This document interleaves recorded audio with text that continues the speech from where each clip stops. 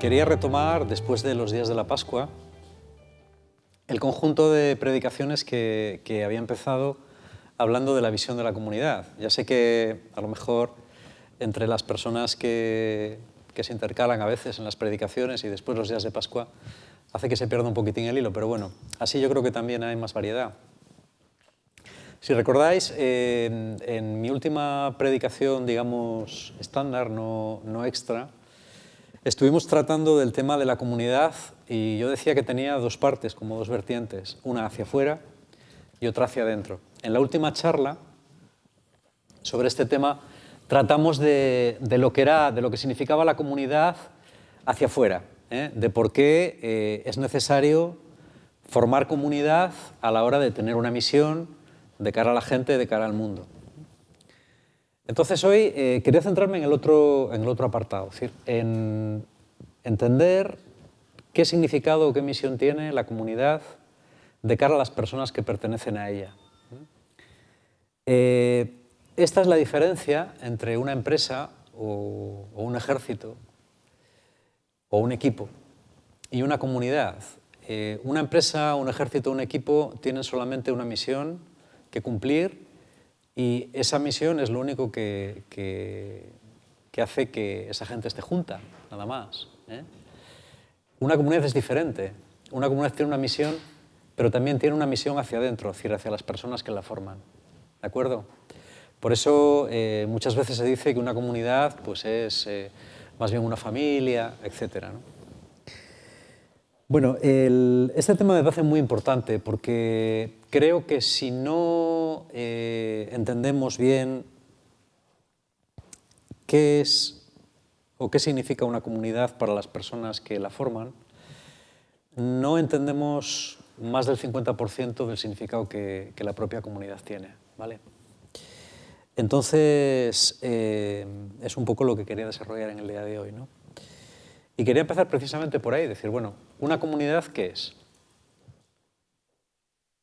¿Una comunidad es una familia?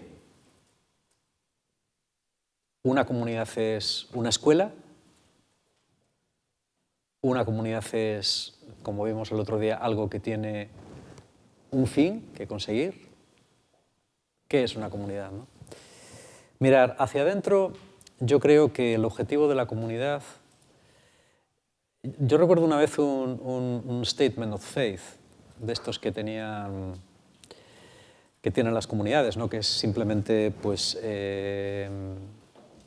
una línea que define qué es lo que pretenden o qué es lo que quieren. Yo recuerdo el de la comunidad de la Teofanía. La comunidad de la Teofanía en Francia fue una de las primeras que yo visité, ya no existe.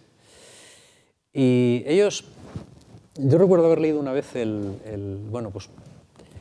como el proyecto de vida que ellos tenían. Y decían una cosa muy chula al acabar, decían, ojalá en comunidad tú puedas ser introducido a las puertas del cielo.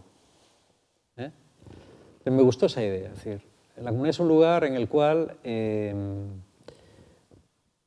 tú deberías poder ser introducido a las puertas del cielo. Es decir, es como una escalera que te ayuda a conseguir tu objetivo fundamental en la vida, que es ese.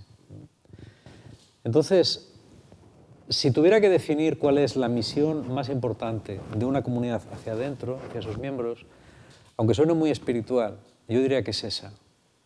Es hacer que sus miembros alcancen la santidad. Es decir, la comunidad debería ser un lugar en el que se vive lo más parecido posible al reino de Dios. Obviamente nunca se va a conseguir, La comunidad no es el reino de Dios, la iglesia tampoco es el reino de Dios es el reino de Dios. Y ni en la iglesia están todos los que son, ni son todos los que están, tampoco en la comunidad. Pero por lo menos tenemos que aspirar a eso, que en la comunidad se vivan los valores que se viven en el reino de Dios. Bueno, ¿y esos valores cuáles son? Obviamente la santidad. Estamos en comunidad para que nos ayude a ser santos. ¿Y eso cómo? Bueno, esta mañana hablaba yo con Alejandro de Valencia y una de las cosas que él me comentaba es que hay personas que, sí, eso a mí me ha pasado muchas veces también, mucha gente que dice, no, mira, yo cumplo los mandamientos, yo rezo y Bueno, ya está, yo no necesito más, ¿no? Y yo le decía a él, ¿eso a quién te recuerda? ¿A qué personaje del Evangelio te recuerda eso? A una de las personas que precisamente le dice que no a Jesús. ¿Vale? Es paradójico, ¿no? Hay una mala praxis que se ha llevado a cabo en la Iglesia durante bastante tiempo por parte de mucha gente y que aquí he comentado alguna vez, que es la de convertir a los cristianos de creyentes colectivos en creyentes individuales. Hubo una época en la que se pensó que eso era lo mejor. Y eso ha calado tanto, tanto, tanto en el pueblo fiel y en el pueblo cristiano, que ha terminado por convertir el cristianismo en una piedad individual y ha terminado por convertir los núcleos cristianos en dispensadores de servicios espirituales. En la mayor parte de las parroquias hoy se insiste mucho, se vuelve a hablar de la parroquia como comunidad, pero no es eso lo que se ha hablado durante siglos. Durante siglos la parroquia no se ha predicado ni se ha expresado a sí misma como comunidad, sino como una unidad de encuadramiento pastoral y de dispensación de servicios espirituales. Entonces, es muy difícil que una mentalidad que viene, pues por lo menos desde el Concilio de Trento hasta aquí, la cambies en poco tiempo y sobre todo cuando toda esa estructura tradicional de la Iglesia ya está en proceso de una cierta descomposición. Es muy difícil que tú convenzas a la gente y es bastante lógico que la gente te venga con lo que comentábamos esta mañana. Es decir, ¿yo para qué necesito una comunidad? Si yo procuro cumplir los mandamientos, es una fe individual, procuro rezar y ya está. Y después hago de mi fe un supermercado. Muchas personas creyentes hoy en día viven la fe en plan centro comercial. Es decir, yo no estoy atado a un centro comercial determinado. Puedo ir al Corte Inglés, puedo ir a Lidl, puedo ir a Carrefour, puedo ir a Lupa, puedo ir a Día, puedo ir a donde me dé la gana. No tengo ninguna fidelidad. Según se oferte, yo voy picando de aquí, picando de allá. Y esa es la realidad, una de las realidades más frecuentes de las personas creyentes que denominamos comprometidas en la Iglesia de hoy. Es decir, personas que viven la fe así, como piedad individual, como moral y ética personales, y después cogen los servicios de las diferentes ofertas que hay a nivel espiritual. ¿Eso tiene que ver con el cristianismo original y con el cristianismo que predicó Jesús? No. ¿Por qué no? ¿Porque lo digo yo o porque lo dice quien sea? No. Porque la ciencia exegética y la historia de la Iglesia y la propia doctrina de la Iglesia lo dicen así. Yo le comentaba a Alejandro esta mañana que una de las cosas que me parecen admirables en los últimos 3 papas, especialmente en los últimos 3 papas, bueno, 4 papas, tenemos en cuenta Juan Pablo I, que solamente estuvo 33 días hasta que murió, ¿no? Pero tanto Juan Pablo II como Benedicto XVI como Francisco, si han insistido en 2 cosas claras, han sido en la conversión y en que esa conversión tiene que hacerse en comunidad. Aquí sí que no se puede criticar a la Iglesia y decirle que no ha hablado claro, porque la teoría está clarísima. Es decir, todos los papas han insistido hasta la saciedad en cada documento y en cada encíclica que la fe cristiana tiene que vivirse en comunidad. Otra cosa es que la teoría es una y luego la práctica de la gente, lo que la gente aprende en la práctica es otra cosa. ¿Qué consecuencias tiene una cosa y otra cosa? Bueno, las consecuencias son muy importantes. Yo no digo que a nivel individual tú no puedas adquirir un cierto nivel espiritual y un cierto nivel ético, pero es difícil. La experiencia demuestra que en el ámbito personal uno no adquiere una habilidad nunca, ni una cualidad personal solo. Es decir, ¿tú puedes aprender a tocar la guitarra solo? Sí puedes, pero hasta un cierto nivel. ¿Tú puedes aprender física cuántica solo? Sí puedes, pero hasta un cierto nivel. ¿Tú puedes aprender inglés solo? Sí puedes, pero hasta un cierto nivel. A partir de ese cierto nivel, tú necesitas gente que te ayude para alcanzar el siguiente nivel. Y desde luego, si quieres que ese nivel sea relevante, entonces vas a necesitar gente no a partir de un cierto momento, sino desde el principio. ¿Vale?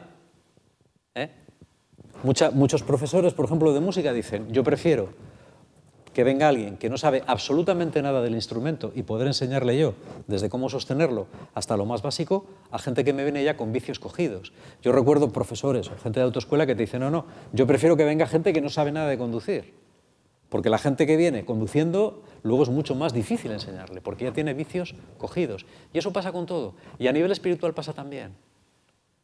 La experiencia que hemos ido teniendo en los últimos años, ¿no?, en el trato con las personas que nos vienen, que son muchas, es mucha la gente que ha pasado por la comunidad, bien que han sido miembros comprometidos, bien que han pasado por un taller, que han pasado por un encuentro, que han pedido acompañamiento, que han pedido consejo, simplemente que han venido a vernos, ¿no?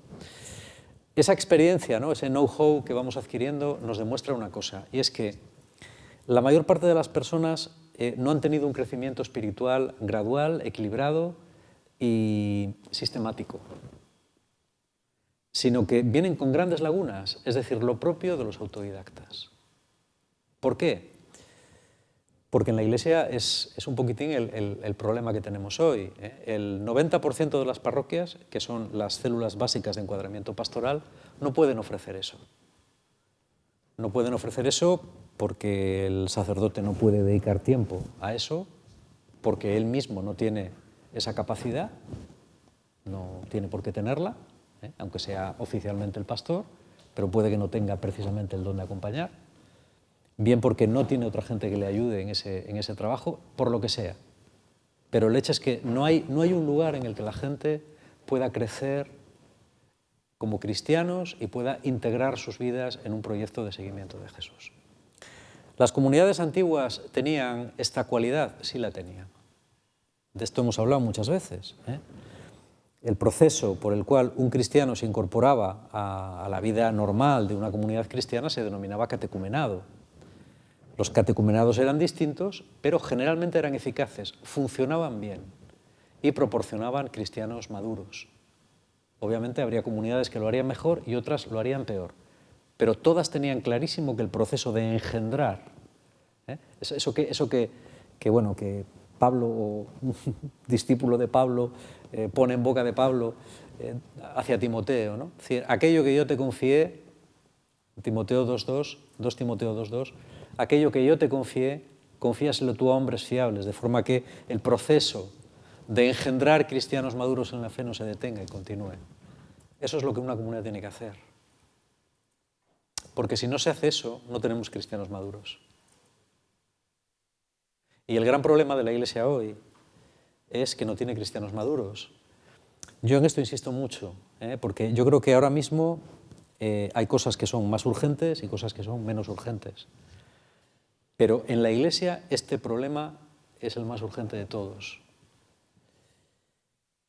Luis Mardones, que fue uno de los sociólogos de la Iglesia, para mí, más importantes de España, junto con Javier Elzo.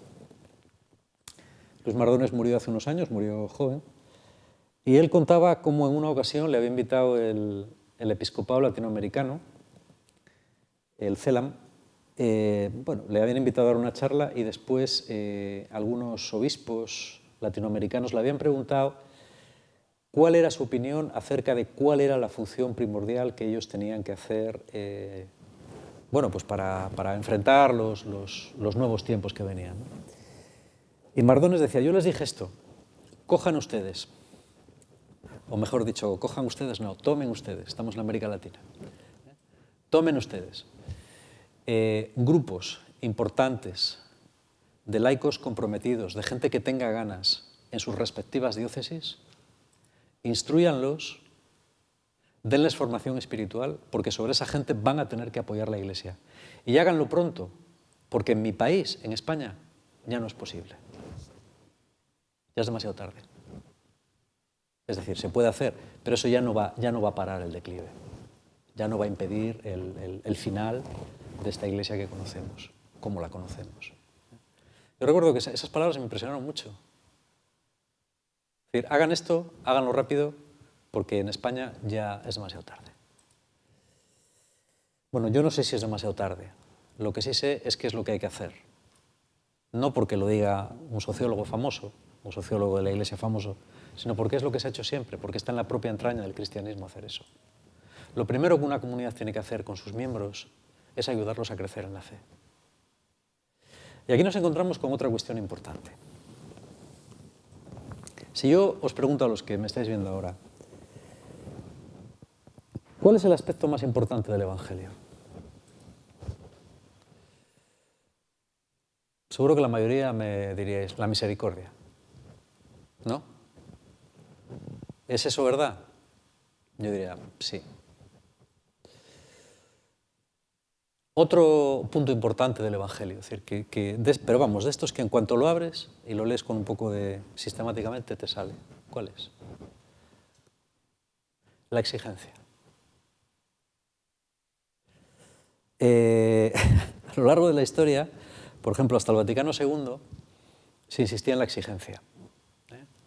En los ejercicios espirituales antiguos y siempre te presentábamos una imagen de Jesús crucificado tal, y te decían, bueno, esto es lo que Él ha hecho por ti, ahora tú qué vas a hacer por Él, ¿no? Siempre se te presentaban estos términos. O desde el miedo, es decir, Dios ha hecho tanto por ti que si tú no eres coherente con esto te vas a condenar, vas a ir al infierno, vas a perder tu vida. Es lo que Jean de Limoux llamaba la pedagogía del miedo, ¿no?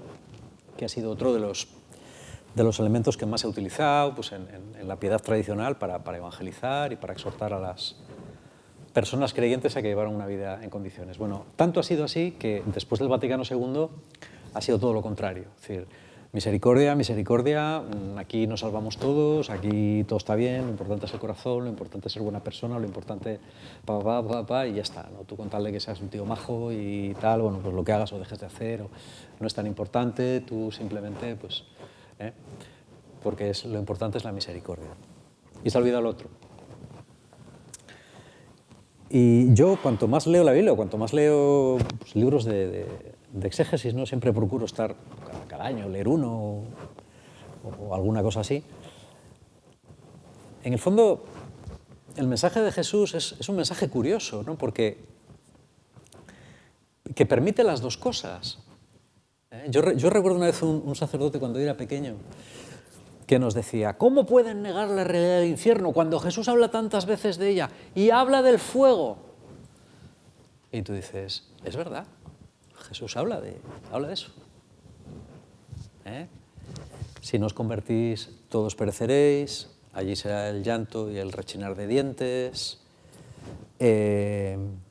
no podéis entrar a la boda porque os habéis dormido, no podéis entrar a la boda porque no lleváis el vestido de boda, no puedes enterrar a tu padre porque no hay tiempo, no puedes llevar ni sandalia ni bolsas porque no hay tiempo.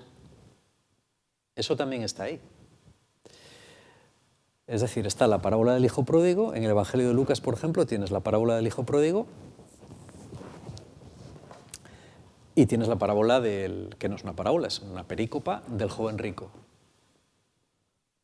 Es decir, por un lado, vemos un Dios que perdona a un hijo que es un absoluto sinvergüenza en los términos judíos, es un sinvergüenza integral, es decir, que una tras otra transgrede todas las leyes de lo que es ser un buen hijo y una buena persona según la mentalidad judía, y después el tío vuelve con toda la cara, incluso impurificado por haber estado con cerdos, y su padre le abraza, se impurifica con él para abrazarlo. Y eso es así. Pero en ese mismo evangelio se acerca un chico majo y bueno y creyente y piadoso, ¿no? De los que iban a las JMJ y tal, y le dice, maestro bueno, ¿qué tengo que hacer para alcanzar la vida eterna? Bueno, cumple los mandamientos. No, es que eso ya lo hago. Bueno, pues te falta una cosa, ven y sígueme.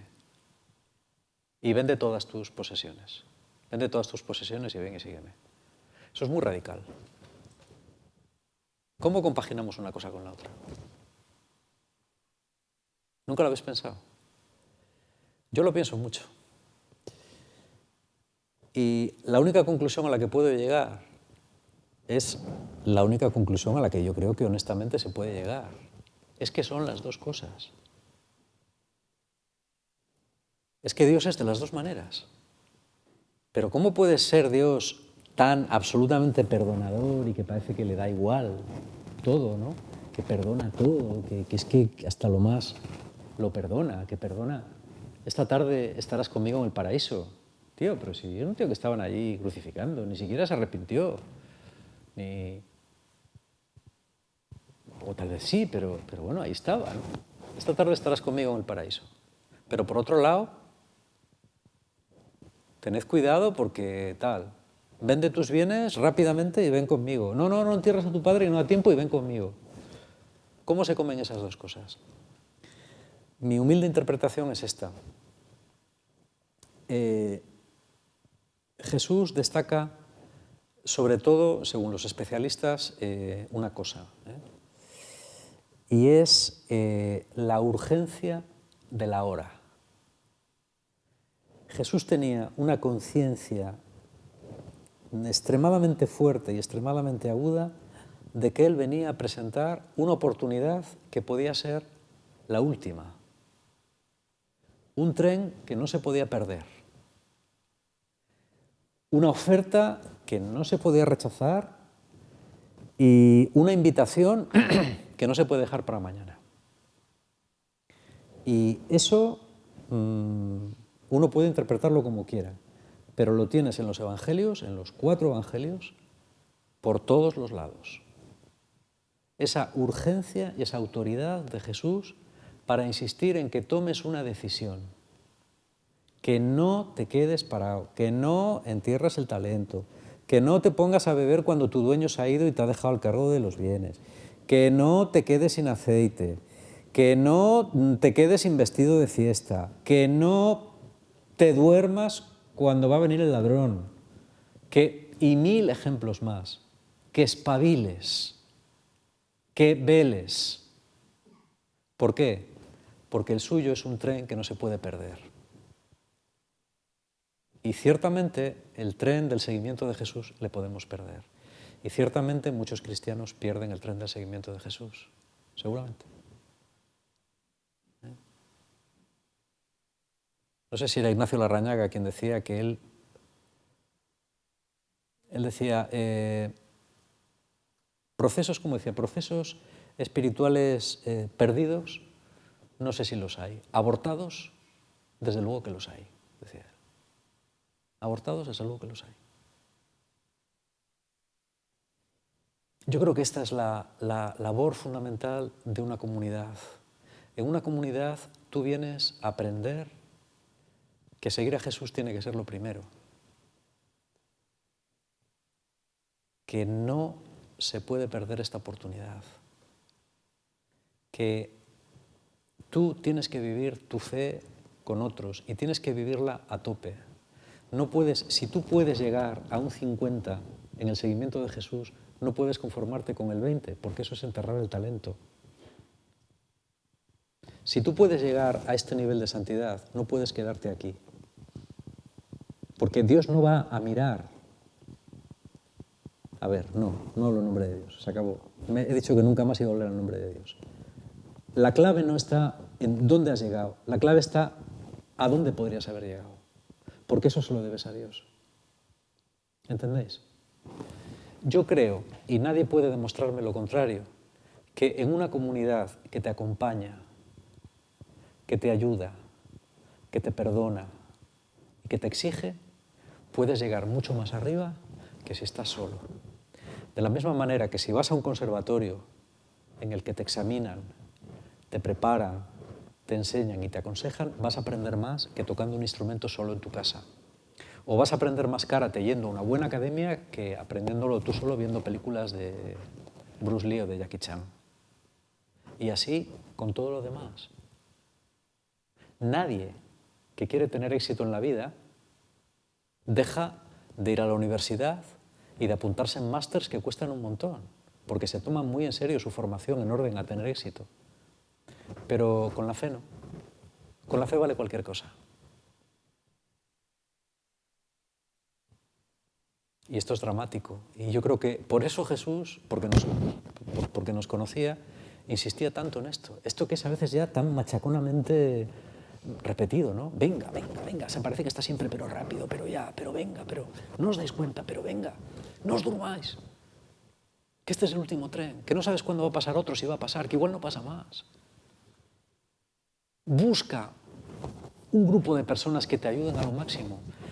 No importa qué grupo sea. Es decir, no, yo creo que cualquier comunidad seria que ha probado, que ha dado fruto a lo largo del tiempo, sirve para llevar adelante este proceso de crecimiento y de estructuración personal. Pero elige una, elige una. Si cuidas tu salud, yendo a un buen médico, si cuidas tu formación, procurando ir a una buena universidad y procurando tener un buen currículum, ¿por qué no te preocupas de que tu vida de fe llegue al tope que Dios ha dispuesto, a la medida de la fe que Dios te otorgó? Como dice Pablo, ¿no? Esa es la función primordial de la comunidad. Esto no es fácil. ¿Por qué? Mirar, todos nosotros tenemos que integrar ciertas cosas en nuestra vida individual y personal antes de alcanzar nuestra madurez humana, que conlleva a la vez la madurez espiritual. Esto se hace con un proceso que yo denomino de integración personal. Ese proceso consiste básicamente en ayudarte a saber quién eres. Es decir, la famosa ventana de Johari, ¿no? Que se utiliza tanto en psicología, en la que hay cuatro partes: el yo que tú solo conoces y no conoce nadie, el yo que tú haces público, el yo que los demás conocen de ti pero que tú no conoces, y el yo que ni tú conoces de ti ni los demás conocen de ti.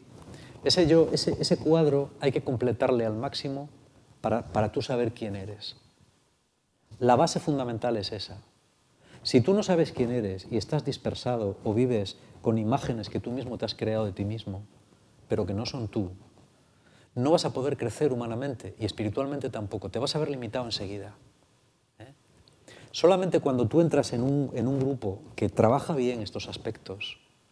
Pero a ver, esto te lo diría también un psicólogo, es decir, o un terapeuta con un poco de conocimiento. ¿De acuerdo? Solamente en un grupo que te ayude a integrar estos aspectos, tú vas a conseguir tener una visión realista de tu yo. Pero para eso tienes que arriesgar. Para eso tienes que esforzarte. No se puede hacer desde el sillón de tu casa. Tienes que entrar en esa dinámica. Claro, esta dinámica a veces es dolorosa. ¿Por qué? Porque a veces preferimos seguir en nuestras fantasías infantiles y no crecer. ¿Por qué? Porque crecer es doloroso. ¿Por qué? Porque crecer implica enfrentarse a los miedos y a los dolores interiores que tenemos todos y a los traumas. Pero vamos, a nivel neuropsicobiológico, si algo está demostrado a día de hoy, es que lo único que te cura es enfrentarte con los traumas. Enfrentarte a ellos e integrarlos en tu propia vida. Hasta que tú no consigues eso, no consigues una cierta unidad interior. Solamente cuando consigues una unidad interior, una cierta unidad interior, todos tenemos taras y las vamos a tener siempre, pero solamente cuando consigues una cierta unidad interior, entonces puedes hacer una proyección de tus talentos y de tus capacidades. Ahí puedes decir qué quieres de tu vida y en qué la quieres emplear. Ahí puedes elegir. Hay una frase que a mí me gusta mucho, que es: la vocación se produce en el lugar en el que tus talentos y las necesidades del mundo confluyen.